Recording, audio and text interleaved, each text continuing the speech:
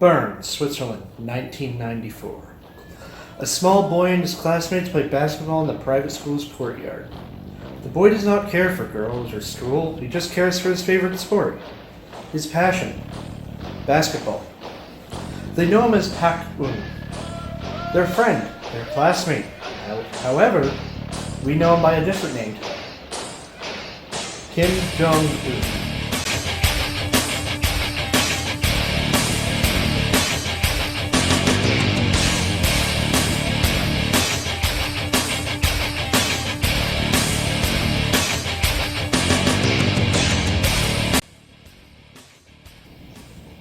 Mr. Un was born on January 8th, 1982, in Pyongyang, the capital of North Korea.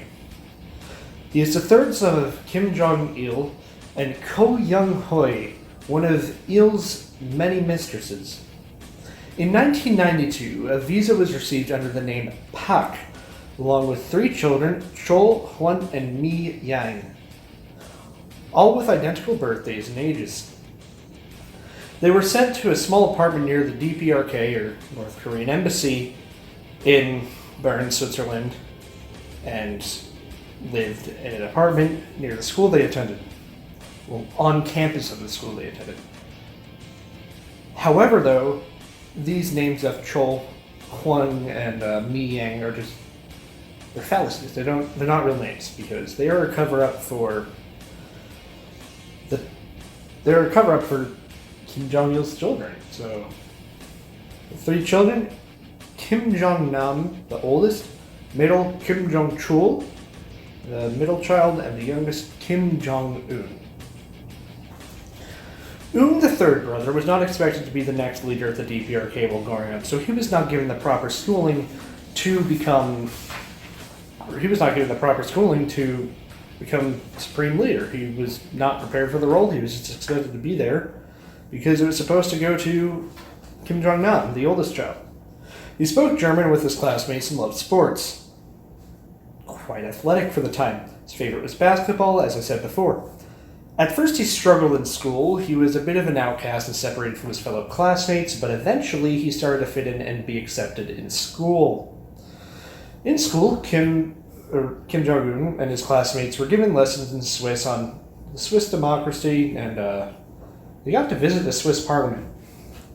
No one could have expected, well, maybe somebody, but no one could have expected that this unsuspecting little child, who was skinny and small, would take the reins and the last bastion of Soviet-era communism. Every few weeks, a woman would fly by private jet from North Korea to Bern, Switzerland. Swiss authorities suspected that this woman was smuggling precious metals like gold or silver, but under future analysis, it was revealed that her actual identity is Ko Young-hoi, Kim Jong-un's mother. Young-hoi would go on shopping trips throughout Europe, such as Paris and London and Berlin, and live a very lavish lifestyle, unlike many women in North Korea. In the late 90s and early 2000s, Kim Jong-il's health was deteriorating rapidly. North Korean officials started to realize that they need to decide who will succeed him, and, well, the first option would have been the oldest son, Kim Jong-nam. Kim Jong-nam was supposed to become the next leader. However, in 2001, Nam was caught using an illegal passport while trying to get into Japan to visit Disneyland Tokyo. This was apparently very shameful, and was no longer capable of taking the reins from Kim Jong-il and no longer allowed to enter North Korea. He was completely gone. Sorry, Mickey Mouse does not permit you to visit there. The middle son was also not so lucky. Kim Jong-chul was deemed too feminine to be supreme leader, so he was ruled out pretty quickly. These events meant that Kim Jong-un was the only one fit to become chairman of the DPRK. The DPRK was very reliant on foreign imports for food, but after the fall of the USSR in December 1991, they had no way to feed the people.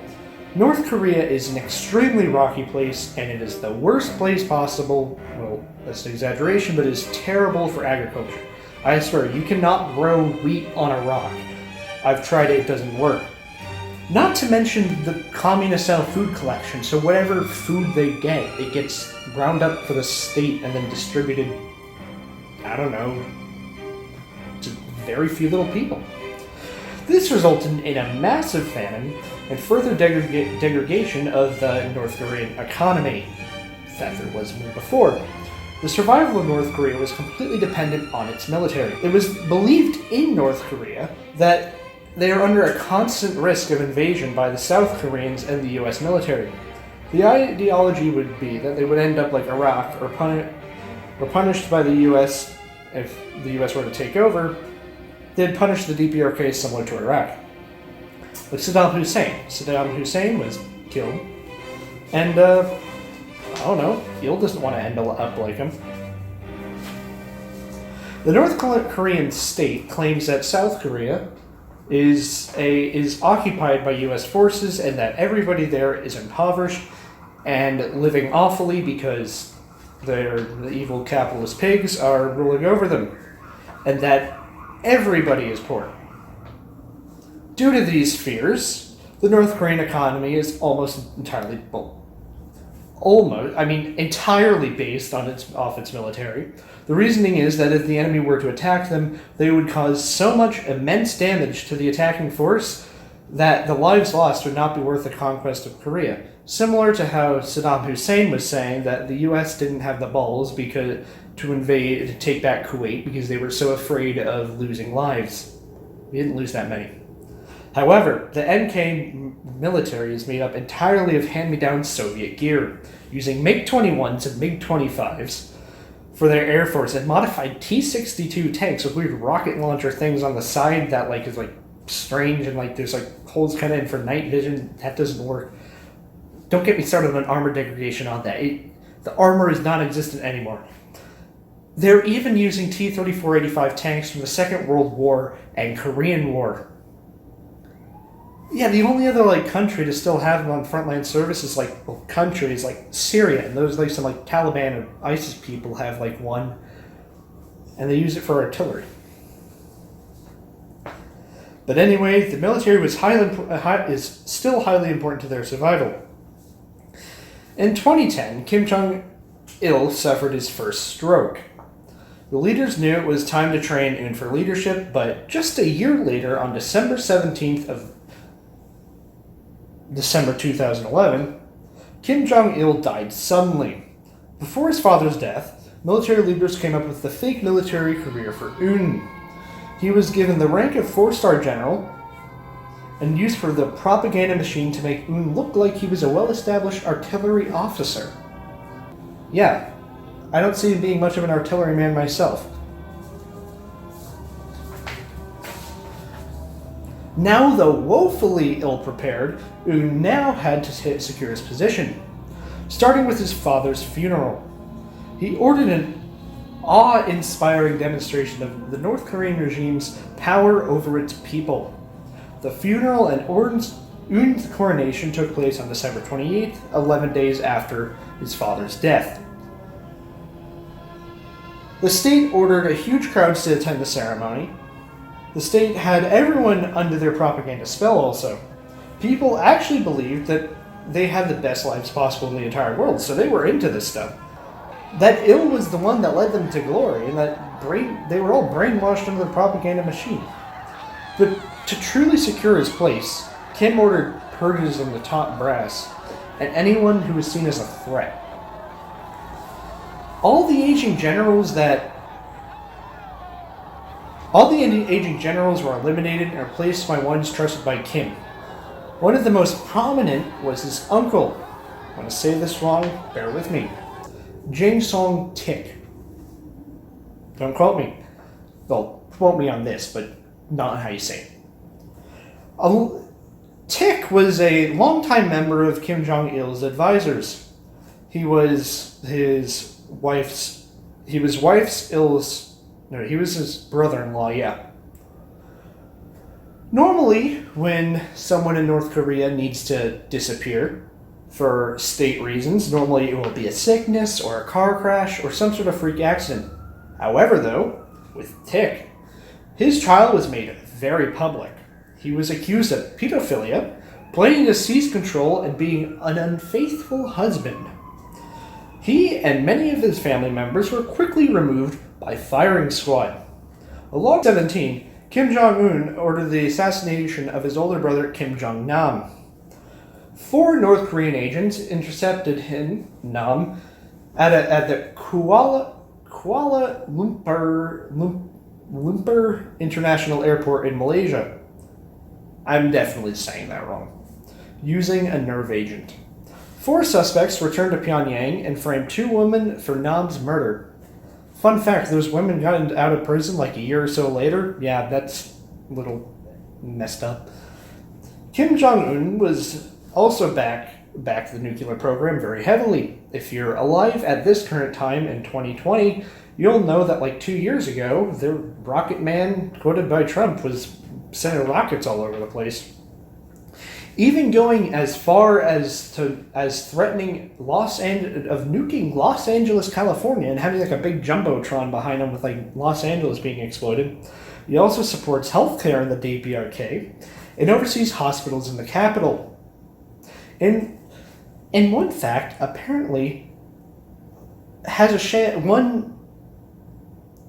One, in fact, apparently has a chandelier as their emblem, apparently representing a woman's chest. Man of culture, I see. Un was very fond of that. But to the people of North Korea, especially the communists, he is the savior, the reincarnation of his grandfather Kim Jong-il, the first leader of North Korea. Leader of the anti-Japanese resistance during World War II in the Russian front. Well, it's like Russian front that lasted for like a week at the end of the war. And the leader, he was a fair and just ruler. And to be fair, he probably was the best out of 3 leaders in North Korea. Under Il-sung, North Korea was doing just well, if not better than the South in the 50s and 60s. But after that, South Korea, because in the 60s, South Korea was very poor. And not what it is today. But North Korea did not enjoy that prosperity for that long, especially under Kim Jong-il. Kim Jong-un realized this and tried to be more like his grandfather, reenacting his posture, facial expressions, and speech. You can actually see it if you look at videos of him. During his first public speech in April 2012, he described the leadership as bringing Korea into the 21st century. For the first time, North Korea's First Lady was actually shown in public. Un will go on trips with his wife, and she will often be seen with him. Unlike the two former leaders, he is pretty liberal compared to the other ones. And what I mean by liberal, I mean like he's slightly less totalitarian. By a tiny bit, supposedly. He allows a select few now to have cell phones and access the internet, but it is heavily censored. Phone calls cannot be international and are all recorded. And the internet is so heavily restricted, it's basically just a Kim Jong-un fan page, and that is it. In 2014, North Korea had a large problem with the Sony Pictures movie, The Interview. Personally, I kind of like that movie. The movie that mocks North Korea and Mr. Un. Anonymous threats were sent to the premiere of the movie, yet it still continued. They threatened to blow it up. Nothing blew up. However, that wasn't the end of it. The Sony company was later hacked and confidential material was leaked, causing millions worth of damage. The company, in retaliation, this happened to the company for retaliation for the movie. However, though, he supports the arts that represent North Korean culture and will travel across the country to observe and oversee new infrastructure and buildings. However, this is nothing more than propaganda. He is recorded and portrayed as a manager of all. that he inspects every wafer made or inspecting every farmer's equipment. You can see it in like the propaganda newsreels. He goes like walking around, picks up a cracker, looks at it for like quality management. There's not much quality there. It's just kind of funny looking actually if you kind of realize it. However, in 2018, the unexpected happened. For the first time, the chairman of the DPRK and president of the United States of America met in person. Mr. Trump and Jong-un met in a summit in Singapore. This was very unexpected because just a year before, Kim, the Rocket Man, threatened to test an ICBM in the direction of Guam, and Trump threatened with fire and fury in retaliation. So as far as May 6th, which is the time this script was written, however, though currently it's May 29th, I'm sorry, this took a while, Kim Jong-un was not made a public appearance for some time. Even now, he hasn't really made a public appearance. I still don't know what's going on, but apparently he's alive. So a lot of people suspected he's dead, but because of some botched surgery, he's a heavy smoker also, so he could have had lung cancer or something, probably died maybe from that if he did die, or from the botched surgery. However, though, the North Korean state claims he is just residing in a country palace thing to escape corona or something. I don't really know. Recently, though, there have been some public appearances of Kim, but it is still a pretty mysterious topic because apparently they only have 140p cameras there, and you can't tell if it's from 2009 or 2019. So if you like this video or interested in history, please like and subscribe to our YouTube channel. Your support enables us to grow, study, and teach about amazing people and moments in history. I'm sorry this took a while to make, but it's been really hectic here, and a lot of corona stuff has happened. I have not had it yet, fortunately, but I know it took a month, and I'm sorry for that, but I'm going to do more about this. I'm hoping, like I said before in the last video, when the quarantine ends, I'm going to go over and do a thing on the F-86K Saber Dog, which I have right here. And yeah, some interesting stuff. Looking forward to all that. So if you've been sticking around, thank you. And your support lets us grow and teach more history, which I like to do. So please like and subscribe. Bye.